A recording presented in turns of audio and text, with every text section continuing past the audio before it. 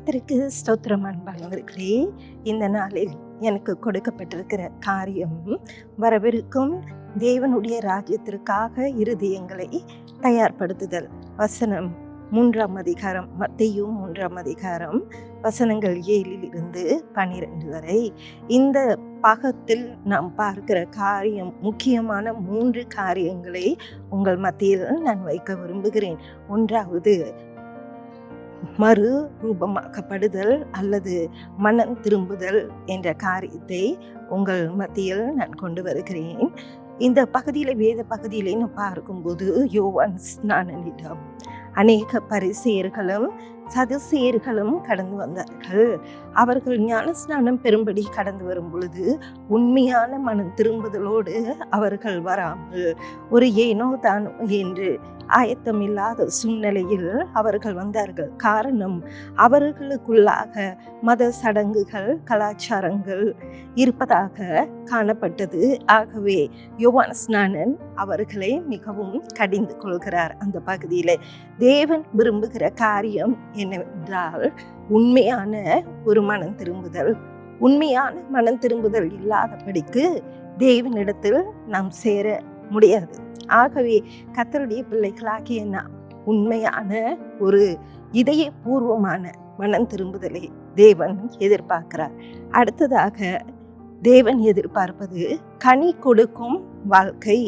வசனம் 8வது வசனத்தில் நாம் பார்க்கும் பொழுது, மனம் திரும்புதலுக்கு ஏற்ற கனிகளை கொடுங்கள் என்று வேதம் நமக்கு போதிக்கிறது. அப்ப மனம் திரும்புவது மாத்திரமல்ல, மனம் திரும்புதலுக்கு ஏற்ற கனிகளை நாம் கொடுப்பவர்களாக இருக்க வேண்டும். ஒரு மரமானது அதன் கனிகளினால் அறியப்படும் என்று சொல்லி வேதம் நமக்கு போதிக்கிறது. அப்ப முழுமையாக நம் மனம் திரும்பி இருந்தால் நம்மளுடைய கேரக்டர்னு சொல்லுவாங்க, நம்மளுடைய கிரியைகளில் இருந்து அது வெளிப்படும். ஸோ அப்படிப்பட்ட ஒரு மனம் திரும்புதலை, கனி கொடுக்கக்கூடிய மனம் திரும்புதலை தேவன் நம்மிடத்தில் எதிர்பார்க்கிறார். பிறகு நம்மளுடைய செயல்கள் தேவனுடைய ராஜ்யத்துக்குரியதாக இருக்க வேண்டும். நம்மளுடைய கனிகள் கர்த்தருடைய ராஜ்யத்தை பிரியப்படுத்துவதாக, தேவனை பிரியப்படுத்துவதாக இருக்க வேண்டும்.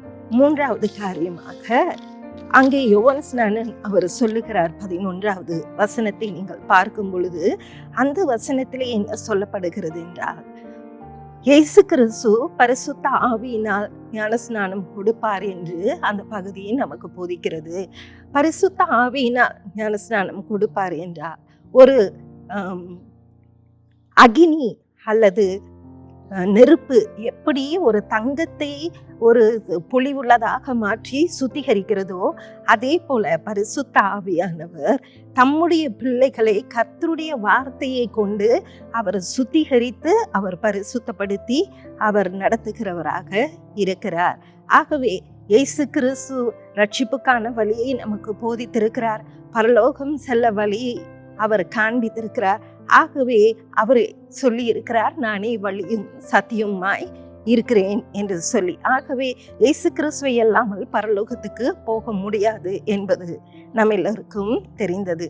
ஆகவே தேவனுடைய பிள்ளைகளாகிய நாம் கர்த்தருடைய வார்த்தையை பிடித்து கொண்டு, தேவன் சொன்ன வார்த்தையின்படி பரிசுத்த ஆவியினால் நம்மை சுத்திகரித்து கொண்டு நாம் தேவனுடைய ராஜ்யத்துக்கு புறப்பட்டு போகிறவர்களாக இருக்க வேண்டும். நம்மளுடைய சொந்த பலத்தினால் இந்த காரியத்தை செய்ய முடியாவிட்டாலும் பரிசுத்த ஆவியானவருடைய ஒத்துழைப்பும் அவருடைய வழி நடத்துதலும் நமக்கு தேவையாக இருக்கிறது. ஆகவே கர்த்தருடைய பிள்ளைகள் பரிசுத்த ஆவியானவரை எப்பொழுதும் பிடித்து கொண்டு அவரை பின்பற்றி கடைசி வரை நம்மை முடிவு பரியந்தமும் நடத்துகிறவர் பரிசுத்த ஆவியானவர் தான். பரிசுத்த ஆவியானவருடைய உதவியோடு கூட கர்த்தருடைய ராஜ்யத்தை சேர நாம் ஆயத்தமாக இருப்போம். முடிவாக, தேவன் நம்மளுடைய வெளிப்பட தோற்றத்தை பார்ப்பவர் அல்ல, நம்மளுடைய இருதயங்களை பார்த்து உண்மையான மனமாற்றத்தை அறிந்து கர்த்தர் நம்மேல் இரக்கம் வைத்து பரிசுத்த ஆவியானவரை நமக்கு கொடுத்திருக்கிறார். எனவே எந்த உலக காரியங்களோ, மத சடங்குகளோ அல்லது வேறு எந்த கலாச்சார கிரியைகளோ இல்லாதபடிக்கு கர்த்தருடைய வார்த்தையில் நிலைத்திருந்து அவரோடு கூட நாம் தரித்திருப்போம். பரிசுத்த ஆவியானவருடைய உதவி எப்பொழுதும் நம்மோடு கூட இருக்கும். அவர் நம்மை தொடர்ந்து முடிவு பரியந்தம் நம்மை நடத்துவார். ஆகவே பரலோக ராஜ்யத்துக்கு போக விரும்புகிற நாம் கர்த்தருடைய வார்த்தையை பிடித்து கொண்டு இந்த பகுதியிலே சொல்லப்பட்ட உண்மையான மனம் திரும்புதல், கனி கொடுக்கும் வாழ்க்கை, பரிசுத்த ஆவியானவரோடு உள்ள ஐக்கியம், இந்த 3 காரியங்களோடு கூட நாம் கடந்து செல்லுவோம். கர்த்தர் நம்மை ஆசீர்வதிப்பார். ஜெபிப்போம். ஆண்டவரே, இந்த வேலைக்காய் நன்றி செலுத்துகிறோம். இந்த லெந்து நாட்களிலே கர்த்தாவே, இந்த 3 காரியங்களுக்குள்ளாக உம்முடைய பிள்ளைகள் மக்கள் ஒவ்வொருவரும் கடைபிடித்து நடக்க உதவி செய்தல்லும். தேவரீர் தொடர்ந்து அவர்களை ஆசீர்வதித்து அவர்களுடைய வாழ்க்கையிலே பலனாக இருந்து கர்த்தர் பாதுகாத்து நடத்தும்படி ஜெபிக்கிறோம் அப்பா. இயேசு கிறிஸ்துவின் நாமத்தில் ஜெபிக்கிறோம் நல்ல பிதாவே, ஆமென்.